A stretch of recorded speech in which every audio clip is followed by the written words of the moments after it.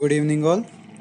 तो अपन विश्व कर रहे थे, जिसमें अपन ने विषयों का वर्णन देखा था। विश्व के नाम सारे 9 विषयों के जो बताए थे रस तरंगिणी ने, रस रत्नमुच्च ने, उनकी डिटेल अपन ने देखी थी।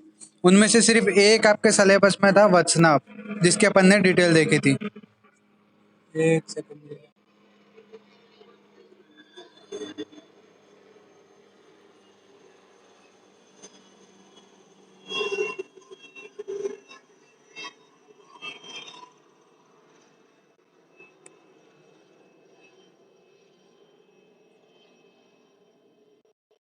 तो अपन ने देखा था वत्सनाभ, ठीक है। वत्सनाभ का लैटिन नाम एकोनिटम फेरोक्स, ठीक है।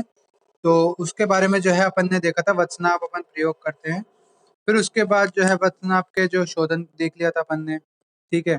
उसके जो है गुणकर्म देख लिए थे। फिर उसके बाद जो है ना, अपन ने उसका जो है विष प्रभाव की चिकित्सा वगैरह देख ली थी, ठीक है। उसके प्रमुख योग देख लिए थे।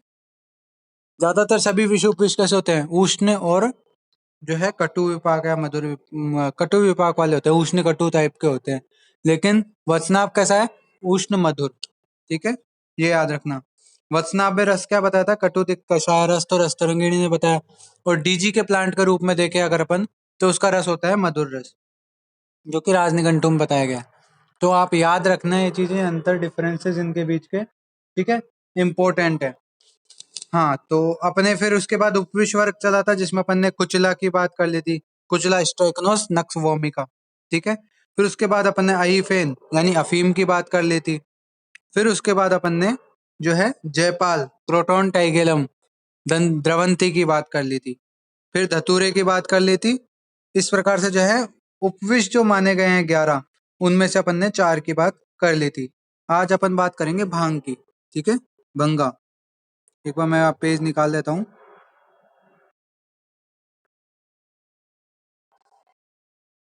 तो भंगा, इंडियन हम्प, ठीक है। इसका लैटिन नेम क्या है? कैनबिस इंडिका, ठीक है। कैनेबियेसी फैमिली की का जो है ये प्लांट है।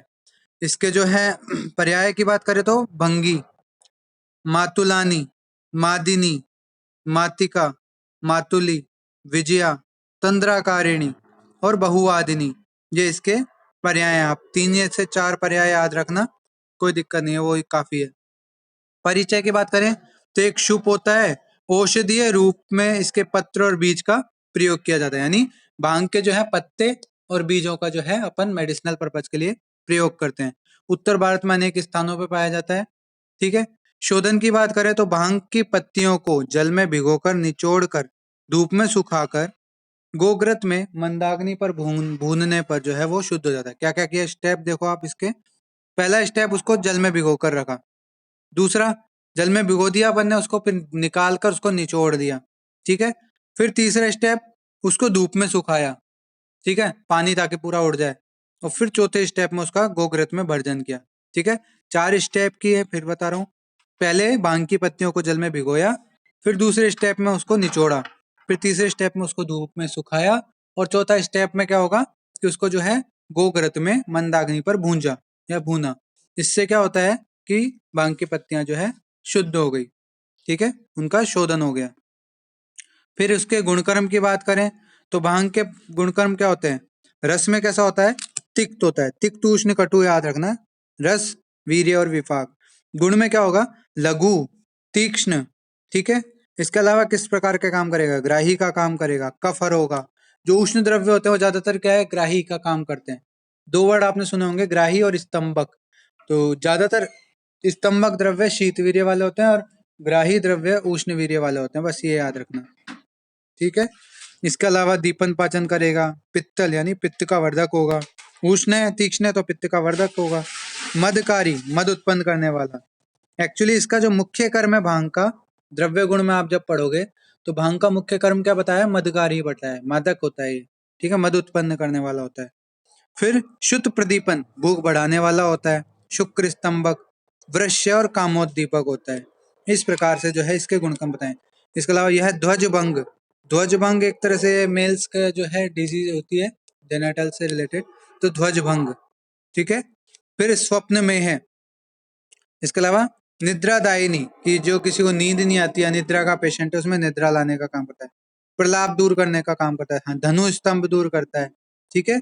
फिर उसके बाद जो है आंत्रशूल को जो है दूर करने का काम करता है। अब जो मदकारी होगा वो क्या करेगा, सेंसेशन जो होंगे बॉडी के उनको धीरे धीरे करके कम कर देगा, जैसे अपने एनेस्थीसिया काम करता है, वहां के नर्व के सेंसेशन को ब्लॉक कर देता है। तो वैसे ही कुछ ये करेगा कि भाई वहां के सेंसेशन जो होंगे उनको बंद कर देगा, उनको सप्रेस कर देगा, जिससे क्या होगा, पेन फील नहीं होगा। तो आंत्रशूल वृक्कशूल में ये काम आएगा। आमाशय के लिए बल्य, अजीर्ण अतिसार आदि रोगों को नष्ट करने वाला होगा। अब अग्निदीपक है तो अग्निमांद्य से रिलेटेड जो डिसऑर्डर होते हैं जैसे कि अजीर्ण हो गया, अतिसार हो गया, उनको दूर करने वाला होगा। अग्निदीप्त होगी तो शरीर को भी बल मिलेगा, ठीक है। फिर मात्रा की बात करें इसकी, 2 से 4 रत्ती मात्रा बल एवं काल के अनुसार, ठीक है। मान लो पित्तज काल है तो मात्रा क्या है इसकी, कम देनी पड़ेगी। कफज काल है तो अपन मात्रा ज्यादा दे सकते हैं। ऐसे ही रोगी का बल सहन करने योग्य है यानी ज्यादा है, ठीक है, तो उसको ज्यादा मात्रा में दे सकते हैं।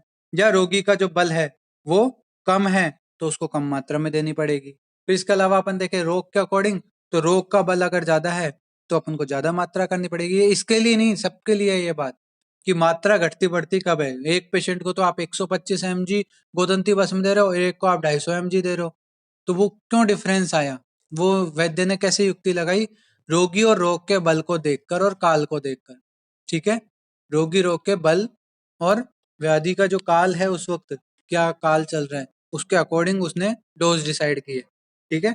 तो ये चीज आप याद रखना। मान लो उसके छोटी सी बीमारी और आप दे दो एकदम फुल डोज, तो फिर वो उसके फायदे के बजाय नुकसानदेह हो जाती है, ठीक है। अब भांग का विष प्रभाव कि भाई भांग किसी ने ज्यादा सेवन कर लिया तो उससे क्या विष प्रभाव होंगे, मद, प्रलाप, मूर्छा, तंद्रा, ये सब आपको पता है। फिर विष प्रभाव की क्या चिकित्सा होगी, तक्र, शुंठी कल्क मिश्रित दधि और चित्रक आदि मिश्रित तंडुलोदक का प्रयोग जो है इसमें लाभदायक होता है, ठीक है। अब यहाँ पे तक्र वगैरह होंगे जो दीपन पाचन करने वाले होंगे, ठीक है, तो भांग को पचाने में हेल्प करेंगे, ठीक है। इसके अलावा शुंठी मिश्रित कल्क, शुंठी क्या होती है, वो भी दीपन तीक्ष्ण टाइप का द्रव्य होता है, ठीक है, तो इसलिए यहाँ पे उसका प्रयोग बताया गया है। फिर चित्रक आदि, ये भी दीपन पाचन करने वाला होता है, इसलिए इसका प्रयोग यहाँ पे बताया गया है। अब इसके प्रमुख योग की बात करें तो इसके प्रमुख योग है त्रैलोक्य विजयावटी, त्रैलोक्य सम्मोहन रस, ठीक है, मदनोदय मोदक, जाति फलादि चूर्ण, नायिका चूर्ण, इसमें से कोई 2 या 3 आप याद कर लेना, ठीक है। फिर अगला आता है अपना गुंजा। गुंजा का लैटिन नेम क्या है, एब्रस प्रिकेटोरियस, ठीक है, एब्रस,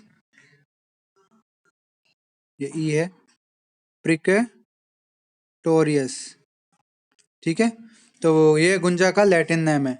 फैमिली लेग्यूमिनोसी फैमिली का है ये, ठीक है, एब्रस पिकेटोरियस लेग्यूमिनोसी। इनके लैटिन नेम फैमिली भी आपको याद हो तो बहुत अच्छी बात है, बहुत अच्छा इम्पैक्ट पड़ेगा। आप जब आंसर लिखोगे ना तो सबसे पहले इनके लैटिन नेम फैमिली, फिर पर्याय, फिर परिचय, फिर शोधन, फिर इसके जो है प्रयोज्यांग वगैरह लिख दो, फिर गुणकर्म लिख दो और फिर उसके बाद जो है इसके प्रमुख योग, मात्रा और योग लिख दो। तो भाई बहुत अच्छा इम्पैक्ट पड़ेगा, कुछ ज्यादा से ज्यादा नंबर मिलेंगे, ठीक है। और लिखना ज्यादा नहीं पड़ेगा आपका, एक पेज से ज्यादा बड़ा, 1-1.5 पेज से ज्यादा बड़ा मैटर नहीं होगा, लेकिन नंबर आपको एकदम फुल मार्क्स मिलेंगे, 10 में से 9, 8, क्योंकि 10 में से 10 तो बहुत कम मिलते हैं, रेयर, क्योंकि काटना कॉलेज लाइफ में कटते तो हैं ही नंबर, किसी को भी फुल बाय फुल तो नहीं मिलते, चाहे उसने सबसे बेस्ट ही लिखा हो, चाहे किताब ही छाप दी हो, तो भी 80, 90, बाण में इतने ही आते हैं मैक्सिमम, 7-8 नंबर तो फिर भी कटते ही हैं, ठीक है। तो उसका लोड नहीं लेना, बस ये है कि याद रखना आपको आंसर कैसे लिखना है, आंसर लिखने का तरीका और हैंडराइटिंग, ये 2 सबसे बड़े की पॉइंट्स हैं ज्यादा से ज्यादा नंबर लाने के लिए। किसी की हैंडराइटिंग बहुत ही बेकार है, समझ में ही नहीं आ रही सामने वाले को, तो उसके नंबर तो वैसे भी कम ही आने हैं, चाहे उसने बिल्कुल सही लिखा हो। क्यों, क्योंकि टीचर के पास 4-5 मिनट होती है, उसमें उसको वो क्या लिखा है ये समझेगा या फिर आंसर का वो नंबर लिखेगा। तो इसलिए जो है आप हैंड राइटिंग पर भी थोड़ा सा ध्यान दें, जिसकी हैंड राइटिंग सही नहीं है वो थोड़ा बहुत हैंड राइटिंग पे फोकस करे, और एटलीस्ट शुरुआती 10 पेज तक तो हैंड राइटिंग ऐसी रखे कि टीचर को, जो भी चेक चेक करने वाला है, उसको ये बिलीव हो जाए कि हाँ इसको आती चीजें सब है, ताकि क्या है फिर वो धड़ाधड़ नंबर ही देगा आगे कि चलो यार हाँ एग्जाम में टाइम कम रहा होगा तो इसने इतनी सारी कॉपी भी भरी है, तो इसने लिखा तो सही ही होगा, फिर आगे नंबर अच्छे ही मिलते हैं। मैं क्या करता था, मेरे भी यही सीन होता था, लास्ट के जो 2-3 क्वेश्चन जो बचते थे बड़े बड़े, उनमें मैं घास ही काटता था एक तरह से, मान लो। लेकिन शुरुआत में एकदम मोती पिरो रखा ना, ऐसे अक्षर लिखता था बढ़िया बढ़िया, एकदम चमका चमका के, एकदम बढ़िया तरीके से स्केल से लाइन खींच के और बढ़िया। तो उससे क्या होता था कि इम्पैक्ट अच्छा पड़ा होगा, तो मेरे नंबर भी उस हिसाब से अच्छे आए। ठीक है, तो वो चीज भी है, हैंड राइटिंग का बहुत बड़ा रोल रहता है, आपकी 3 से 4% मिनिमम इंक्रीज कर सकता है हैंड राइटिंग। ठीक है, तो ये चीज याद रखना।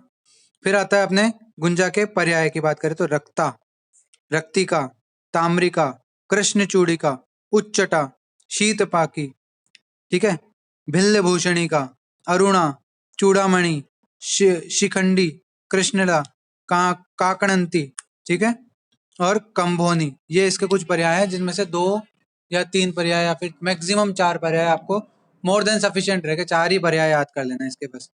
इसका परिचय की बात करते हैं, लता होती है, ठीक है, 4 प्रकार के अपन प्लांट डीजी में आप पढ़ोगे, वृक्ष, फिर उसके बाद लता, क्षुप और गुल्म, ये 4 प्रकार के होते हैं प्लांट।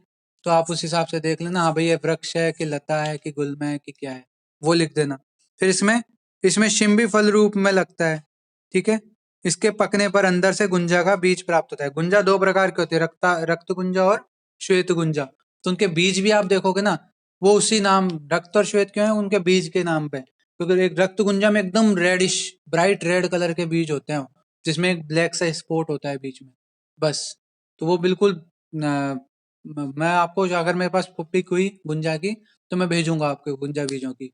तो रेड कलर के जो बीज होते हैं ना, एकदम ब्राइट रेड होते हैं, बढ़िया एकदम, देखते ही अच्छा लगता है उनको देखना ऐसे।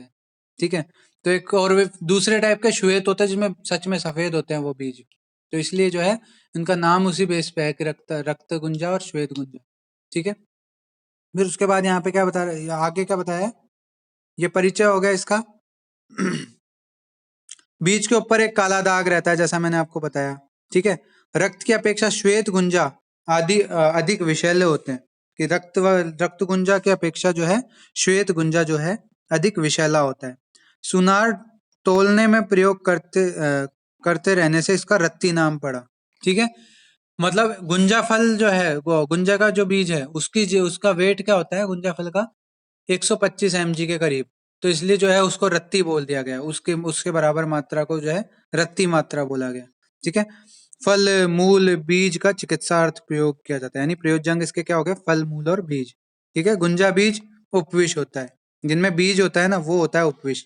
ठीक है, शोधन की बात करें तो गुंजा बीज को दोलायन त्रिविधि से कांजी में 3 घंटे स्वेदन करने पर वो शुद्ध हो जाता है। तो इसका शोधन कैसे होगा, स्वेदन प्रक्रिया से, और किसमें होगा, कांजी में 3 घंटे के लिए, यानी 1 प्रहर के लिए। गुंजा बीज के गुणधर्म देखें तो स्वच्छ होता है, सर्वश्रेष्ठ काम वर्धक, तो काम उत्पन्न करने वाला जो है ये होता है, कामोत्तेजना उत्पन्न करता है। उरु स्तंभ नाशक होता है और श्रेष्ठ बलवर्धक होता है।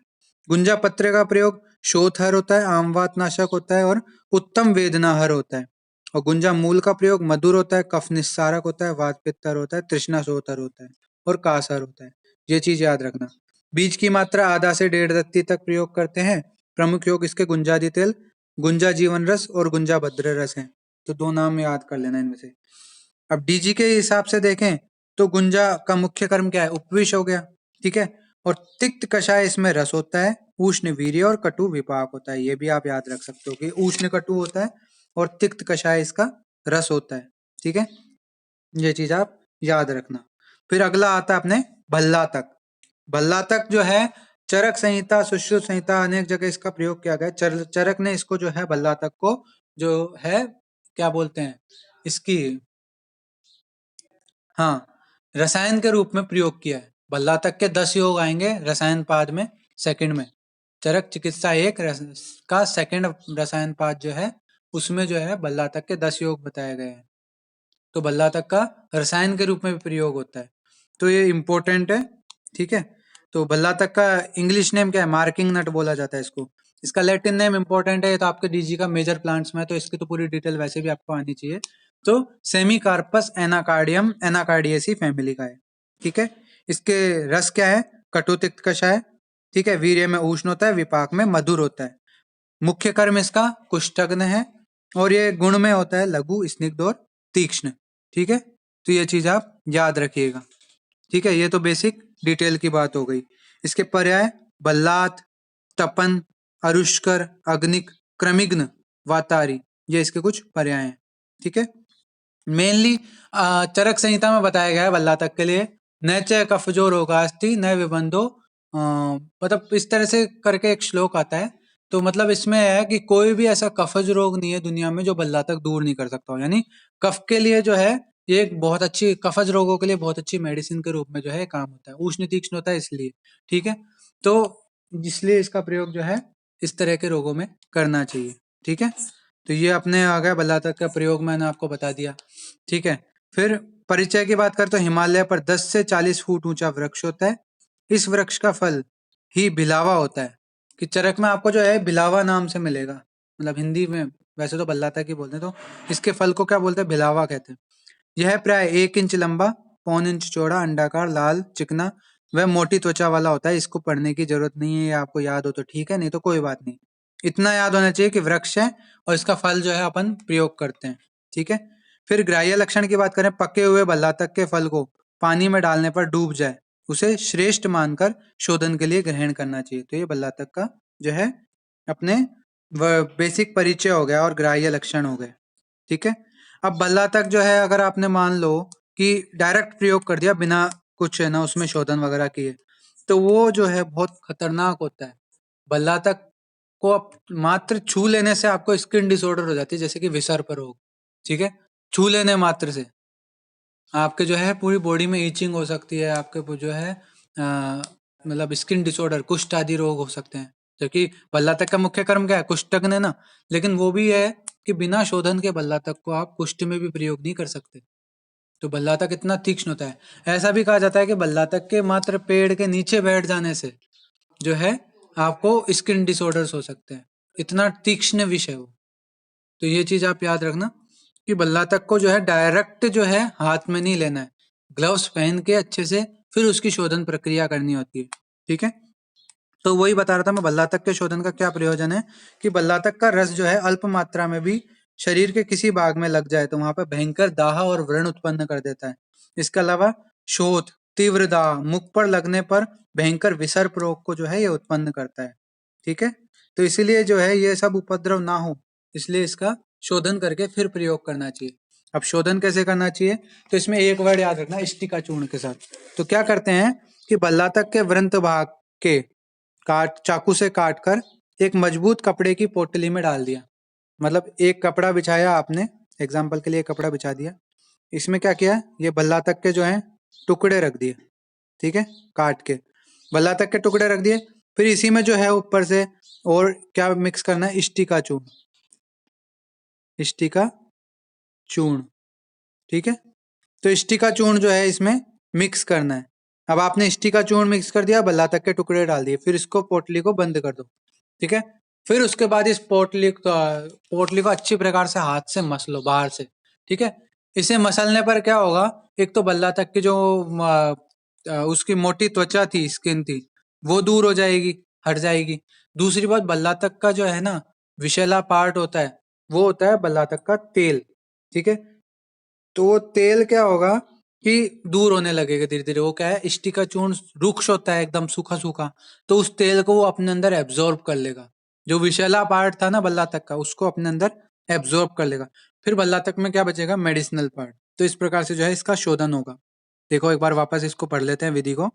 सर्वप्रथम बल्लातक के व्रंत भाग को चाकू से काटकर एक मजबूत कपड़े की पोटली में भल्लातक एवं मिष्टी का चूर्ण भरकर हाथों में दस्ताने पहनकर मध्यम दबाव से रगड़ना चाहिए।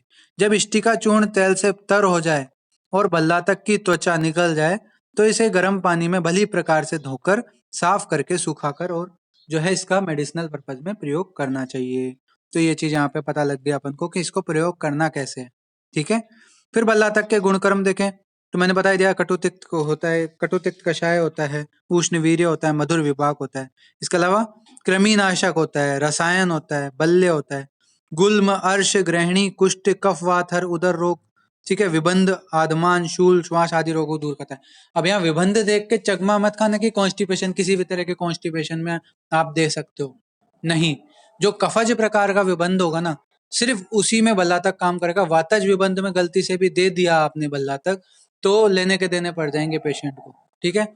उसके बजाय फायदा होने के वो अनेक रोग उत्पन्न करने वाला हो जाएगा, इसलिए वहां पर उसको नहीं करना। ऐसे ही अर्श, अर्श में एक होता है रक्तार्श और एक होता है शुष्कार्श, दो प्रकार के अर्श पढ़ोगे आप, ठीक है। तो जो रक्तार्श होता है उसमें बल्ला तक को भूल के भी नहीं देना। उष्ण द्रव्य, तीक्ष्ण द्रव्य, तो उल्टा रक्तार्श यानी उसके ब्लीडिंग पाइल्स बढ़ जाएगा, घटने की बजाय उसको नुकसान और हो जाएगा। तो इसलिए बल्ला तक का प्रयोग जो है सोच समझ के करना चाहिए। युक्ति पूर्वक प्रयोग करोगे तो कोई किसी भी कफज रोग को बल्ला तक हर सकता है, और अगर ऐसे ही बेवकूफाना तरीके से प्रयोग करोगे तो जान पर बना सकती है। तो ये चीज आप याद रखना, ठीक है। तो बल्ला तक का यूज क्या है, बहुत सोच समझ के करना है।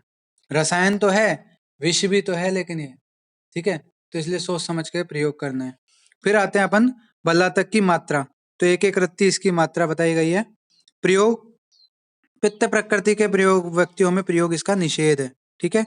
विष प्रभाव की चिकित्सा, जो अपन ने बात की थी विसर्प आदि रोग हो जाते हैं, उसकी क्या चिकित्सा कर सकते हैं, तो नारिकेल फल कल्क लेप, कि नारियल के फल का जो कल्क बना के और उसका लेप करना चाहिए, जो भी विसर्प वगैरह हुआ है। नारियल कैसे होता है, ठंडा होता है, तो उसको जो है शांत करने में काम आता है। नवनीत के साथ तिल कल्क का प्रयोग, धान्य कल्क, अर्जुन पत्र कल्क आदि का जो है लेप करना चाहिए, ठीक है। प्रमुख योग बल्लातक रसायन, अमृत बल्लातक, बल्लातक अवलेह, बल्लातक गुड़, ठीक है, संजीवनी वटी। तो ये सारे इसके कुछ प्रमुख योग हैं। तो इस प्रकार से अपना बल्लातक कंप्लीट होता है। आई होप आपको समझ में आ रहा होगा। आपको क्या करना है मैं वो साथ के साथ बता रहा हूँ। इसकी भी टेबल बनानी है आपको, मेरे पास टेबल अवेलेबल नहीं है तो आपको ही बनानी पड़ेगी टेबल। टेबल कैसे बनानी है, पहले लिखना है आपको विष या उपविष का नाम, फिर उसका लैटिन नेम, फैमिली, एक साथ ही लिख लेना, ऊपर लैटिन नेम उसके नीचे ब्रैकेट में करके फैमिली लिख देना।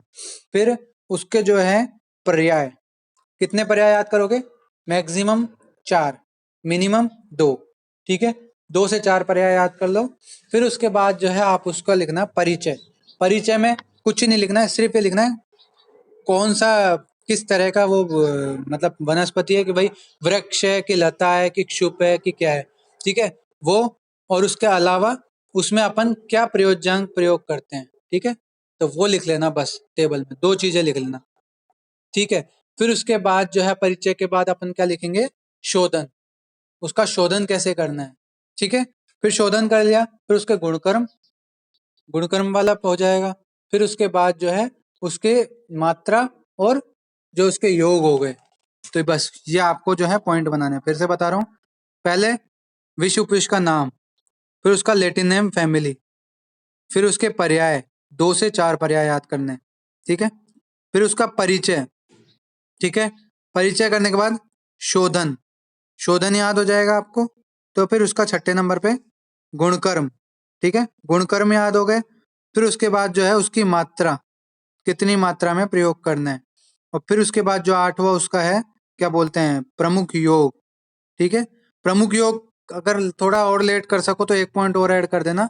तो ये 8वें नंबर का पॉइंट हो जाएगा विष प्रभाव चिकित्सा, और 9वें नंबर का पॉइंट होगा प्रमुख योग। ये 9 पॉइंटों में जो है आपको वो टेबल में लिखने हैं, ठीक है। मैंने फिर कह रहा हूँ पर्याय सिर्फ 2 से 4 याद करना, 2 याद करो तो मिनिमम 2 याद कर लेना बस, ज्यादातर 2 ही पूछते हैं आजकल, बाकी 4 तक याद कर लोगे वो सेफ साइड रहेगी। तो 2 पर्याय मिनिमम याद करना है, ठीक है। इसके अलावा परिचय में ज्यादा कुछ याद नहीं करना, किस प्रकार का वो वनस्पति है वो याद करनी है। और फिर उसके बाद जो है उसके जो विष प्रभाव के वो मतलब, हाँ परिचय में। इसके अलावा अगर आपको कुछ एक्स्ट्रा याद हो जाता है तो ठीक है, नहीं तो अपन है ना उसका क्या करते हैं आगे प्रोसीजर वगैरह, तो वो आपको पता होना चाहिए कि भाई उसका प्रयोज्यांक का काम में लेते हैं, कि भाई बीज काम में लेते हैं, कि मूल काम में लेते हैं, कि फल त्वक काम में लेते हैं। तो वो चीज आपको याद होनी चाहिए, ठीक है। फिर चौथे नंबर पे जो है उसके और बाकी चीजें होती हैं वो आप देखते जाना है, इसके है ना पॉइंट मैंने आपको बता दिए, ठीक है। एक बार फिर रिवाइज कर लेना क्या क्या पॉइंट है, मैं एक बार आखिरी बार वापस बता रहा हूँ।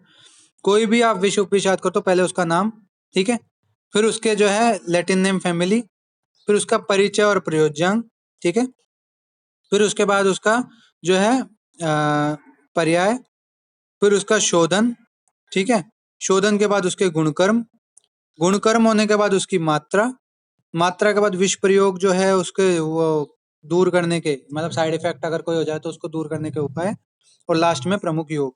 ये 9 पॉइंट की जो है आपको टेबल बनानी है, ठीक है। टेबल बनाओगे तो जल्दी याद होगा, आपको दोबारा किताब उठाने की जरूरत नहीं पड़ेगी। टेबल नहीं बनाओगे तो लास्ट टाइम में किताब पढ़ो, कोई दिक्कत नहीं, बस यही है, ठीक है। अगला आता है अपने करवीर। करवीर क्या है? ओलिएंडर, नेरियम इंडिकम इसका लैटिन नेम है, और एपोसाइनेसी इसकी फैमिली है, ठीक है। इसके पर्याय की बात करें तो कनेर, ठीक है। हयारी, हयारी मतलब, हय क्या होता है? घोड़े का पर्याय है, तो घोड़ा इसको खा ले तो घोड़ा मर जाता है, तो हयारी, ठीक है। हयमार, अश्वमार, अश्वांतक, अश्वहा, हा मतलब खत्म करने वाला, ठीक है। अश्वघ्न, ये सारे जो है चंडातक, ये इसके पर्याय हैं। तो इसके पर्याय आपको याद करने की जरूरत ही नहीं है, आपको ऐसे ही याद हो गया। एक पर्याय याद हो गया तो उसके फिर अश्व के पर्याय लिख दो या है के पर्याय लिख दो, बस वही हो गया अपने, ठीक है। यह इसका गुल्म होता है और सर्वत्र पाया जाता है, मूल उपविश होती है इसकी, मतलब बस ये याद रखना कौन सा पार्ट इसका उपविश होता है, मूल पार्ट, ठीक है। भेद इसके 3 प्रकार के होते हैं, श्वेत पुष्प, पीत पुष्प और रक्त पुष्प। भेद जो है आप परिचय में लिख लेना इसके, ठीक है, इंपॉर्टेंट है। कई बार 2 नंबर में भेद पूछ लेता है, तो वो उपविश में इसी के भेद बताया रखे हैं। गुंजा के भी भेद पूछ सकते हैं, पूछे गए हैं पहले के पेपर में कि गुंजा के भेद लिखो, ठीक है। जो विष उपविश है जिनके भेद बता रखे हैं ना, उनके भेद जरूर याद करना। 3 प्रकार के हैं, श्वेत, पीत और रक्त करवीर, ठीक है। भेद याद कर लेना इसके। फिर उसके बाद अपन आगे आते हैं करवीर प्रयोग। तो मूल त्वर्क स्वरस के प्रयोग करने पर मोह, दाह, भ्रम आदि उत्पन्न हो जाते हैं। करवीर का केवल एक्सटर्नल प्रयोग ही प्रचलित है, मतलब इसका कनेर का केवल एक्सटर्नल रूप में ही प्रयोग करते हैं। करवीर की मूल त्वक को जल में पीसकर लेप करके उपदंश व्रण में लाभ होता है, ठीक है। फिर उसके बाद है पत्र स्वरस, और एक सेकंड,